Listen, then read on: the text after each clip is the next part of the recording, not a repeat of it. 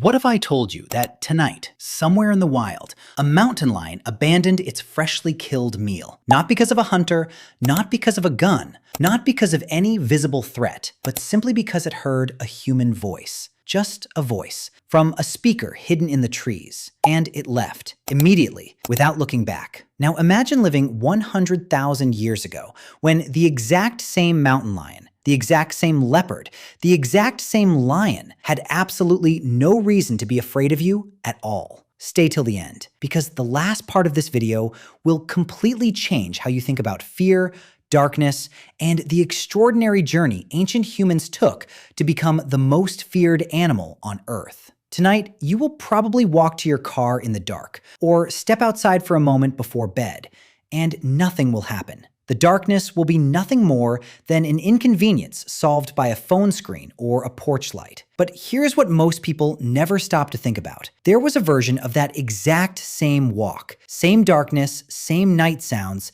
same feeling of being watched, where the outcome was not guaranteed, where the darkness was not an inconvenience, where the darkness was the most dangerous place on Earth, and ancient humans had to survive in it every single night. Act 1. What the night actually was. Imagine you are a human living on the African savanna 100,000 years ago. You have no weapons made of metal, no walls, no door to close.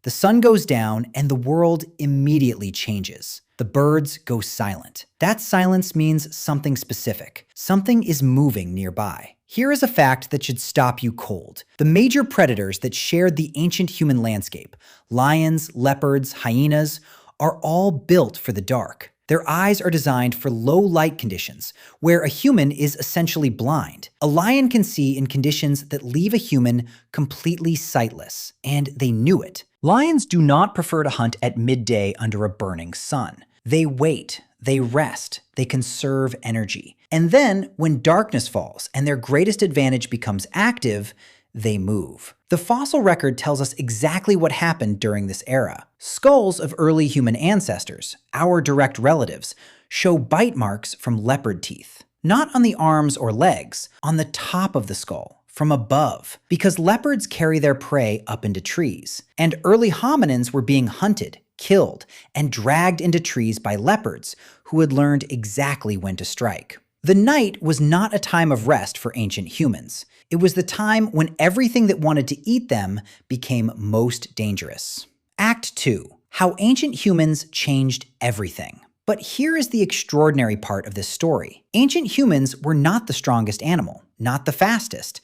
They had no venom, no killing claws, no bone-crushing bite. By every physical measurement, they looked like something nature should have eaten a long time ago. But they did something no other animal had ever done at that scale. They broke the rules. They started hunting in groups. They hunted during heat when other predators rested. They threw weapons from distances beyond the reach of any natural predator. They followed tracks for hours. They returned to the same location with a better plan. And most importantly, they remembered. They taught what worked to their children, and their children taught their children. A lion has speed and then exhaustion. A crocodile has patience, but only near water. A leopard has darkness, but only until fire appeared. Because fire was the weapon that changed nighttime survival completely. Fire produces light, and light destroyed the predator's single greatest advantage. A lion evolved over millions of years to dominate in darkness, suddenly found that darkness neutralized the moment a fire burned at the center of a human camp. Researchers who study modern predator behavior around fire have confirmed something remarkable. Large predators actively avoid approaching campfires, not because the fire physically harms them, but because fire removes the darkness they depend on to hunt successfully. Ancient humans discovered this not through science, through watching friends die and slowly learning what kept them alive. Act 3. The moment humans became the danger. And then something extraordinary happened. A shift. Gradual. Measured in generations, but undeniable. The prey became the predator. In 2015, researcher Chris Derrymont and his team analyzed data from over 300 studies of human hunting around the world. The result was staggering. Humans kill large carnivores, lions, leopards, bears, wolves, at 9 times the rate those carnivores kill each other. 9 times. Humans did not just enter the food chain, they took over the top of it and refused to give it back. And animals noticed. In 2017, researchers at UC Santa Cruz studied mountain lions, powerful, confident, darkness-adapted predators that kill deer and move through the wild like shadows. They set up speakers near mountain lion feeding sites and played ordinary human conversation. Not gunshots, not engines,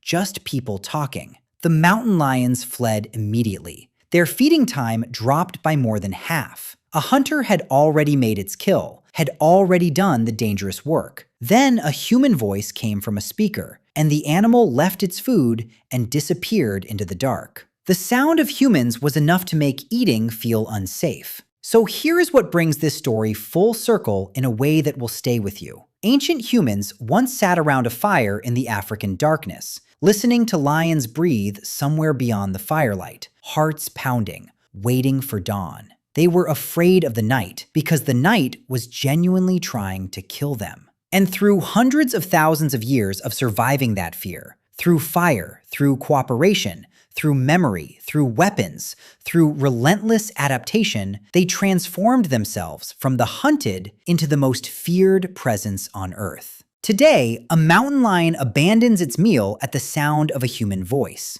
A deer freezes before you even see it. A fox changes its entire feeding schedule because it smelled where you walked. An entire ecosystem rearranges itself around the possibility of human presence. None of these animals have ever seen a city. None of them understand technology. None of them know about history or science or civilization. But they know one thing that millions of years of survival pressure burned directly into their nervous systems. When humans are near, the rules change. And somewhere inside you, in a part of your brain that fires automatically when you walk alone in the dark and hear a sound you cannot explain, you still carry the other side of that story, the ancient side. The side that sat beside a fire 100,000 years ago. And